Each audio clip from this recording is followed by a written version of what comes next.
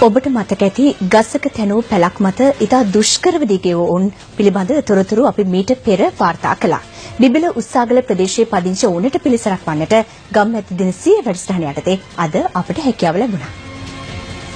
බිබිල උස්සාගල මල්වත්ත අටකෙහෙල් කන්ද ප්‍රදේශයේ කැලෑබදව සාදාගත් පැලක දිවිගෙවන නිහාල් කුමාර බිරිඳ සහ දරු තිදෙනා පිළිබඳව අප මීට පෙර අවස්ථා කිහිපයකදී වාර්තා කළා.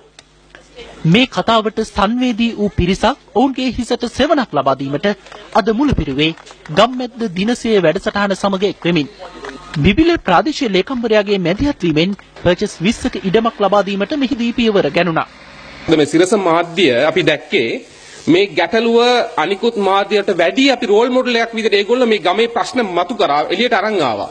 පස්සේ අපි හිතුවා ඒ මාධ්‍ය ඒගොල්ලගේ ඒ සෝෂියල් රෙස්පොන්සිබිලිටි එක නැත්නම් සමාජයේ වගකීම ඉටු කරා.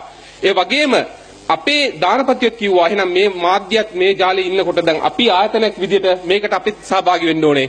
ජන දුක නිවන පොදු ජන මෙහෙවර ගම්මැද්ද දිනසිය වැඩසටහන යටතේ තවත් නොබෝ දිනකින් මේ පවුල වෙනුවෙන් අංග සම්පූර්ණ නිවසක් තිලින කෙරෙනු ඇති.